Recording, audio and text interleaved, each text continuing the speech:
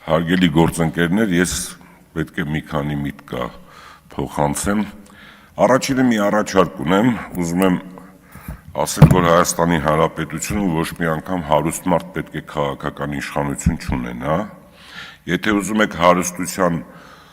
մասով ես որոշակի ճշտումներ անեմ, մեր ընտանիքը իմ կարծիքով, թող մասնագիտական կառույցները ճշտեն, մոտավորապես 1 միլիարդից ավել կարողություններ ունի, դրանք անշարժ գույքի տեսքով, կազմակերպությունների տեսքով, մինչև կարող է 2 միլիարդից ավել է, բայց ես առաջարկում եմ, որ պետք է Հայաստանի ոչ միայն Հայաստանի, պետական ինստիտուտները պետք է կառավարեն այնպիսի մարդիկ, ովքեր որ մեծ սեփականություն չունեն, որտեղ այդ սեփականությունը միշտ դառնում է այնպիսի մի գործիք, որով կարողանան իրենց սեփականության շահը ավելի առաջնային գնահատեն, քան պետական շահը։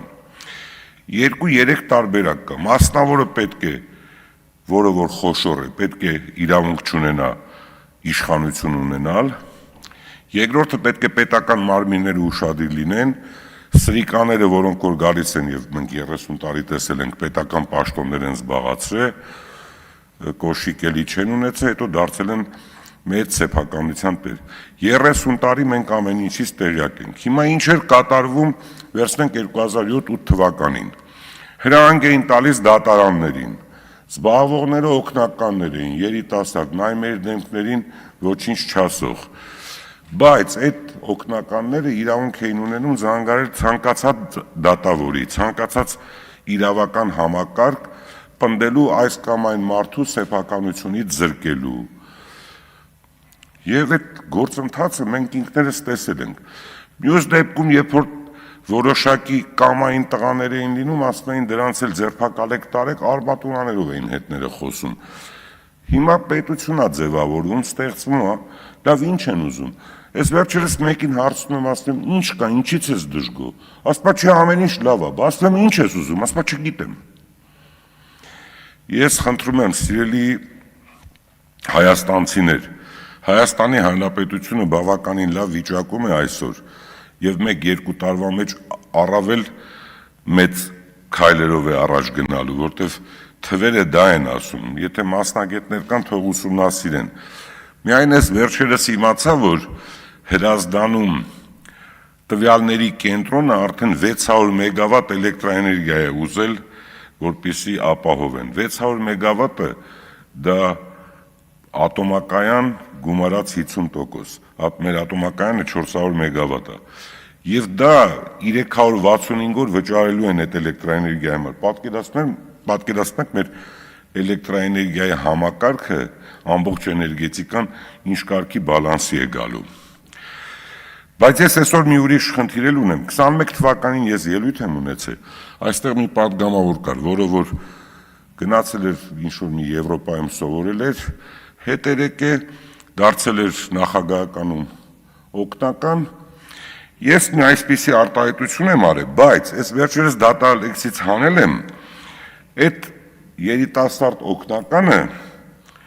հիմա Հայաստանի Հանրապետությունում քրեական գործ կա, որով ինքը մեղադրվում է հակակոռուպցիոն համակարգի կողմից մոտ 16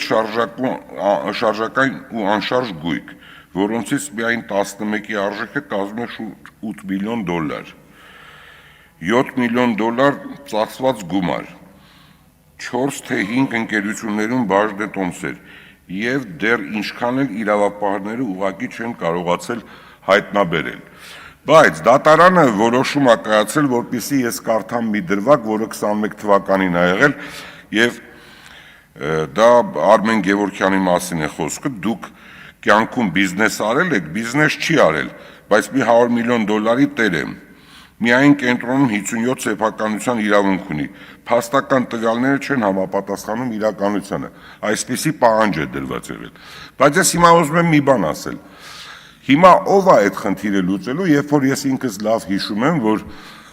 համապատասխան պարոնը զանգարում էր դատարաններ, մարդկանց ունեզրկում էր, ունեցվածքը վերցնում էին, զանգարում էր իրավապահ մարմիններ,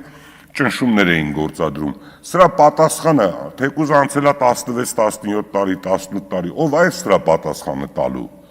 Մենք խնդիրներ ունենք, որոնք որ մեզ դաս չեն տալիս, որոնք որ մեզ չեն հուշում մենք ինչ անենք, կամ մարդիկ շղարշ են ստեղծում, սկսում են ինչ-որ բողոքել, սուտ լուրեր, կեղծ լուրեր Հայաստանի Հանրապետությունում տարածում են տարբեր լրատվամիջոցների միջոցով։ Այս ամեն ինչը պետք է վերջ տրվի, պետք է բոլորը միանան եւ Հայաստանի Հանրապետությունը զարգացնեն։ Ինչ է իրանց ուզածը, ինչ են ուզում, որ ինչ անեն։ Չի լինելու, Հայաստանի Հանրապետությունը զարգանալու է,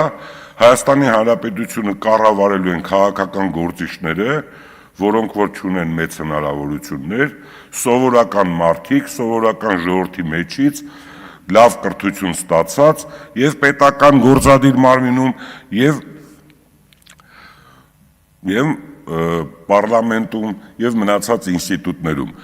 Ես նորից եւս մեկ անգամ ասում եմ,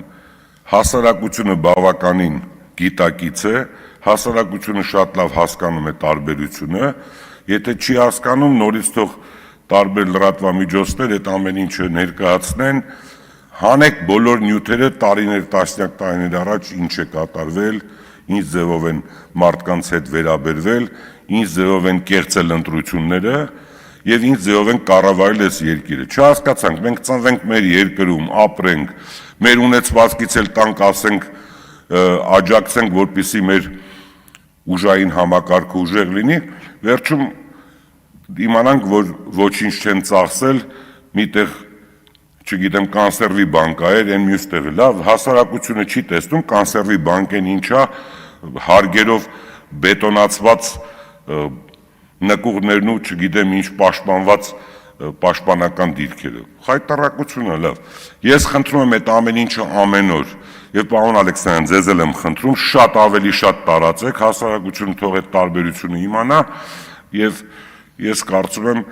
կունենանք այնպիսի Հայաստան, ինչպիսին որ ցանկացած գիտակից մարդ երազում է։ Շնորհակալություն։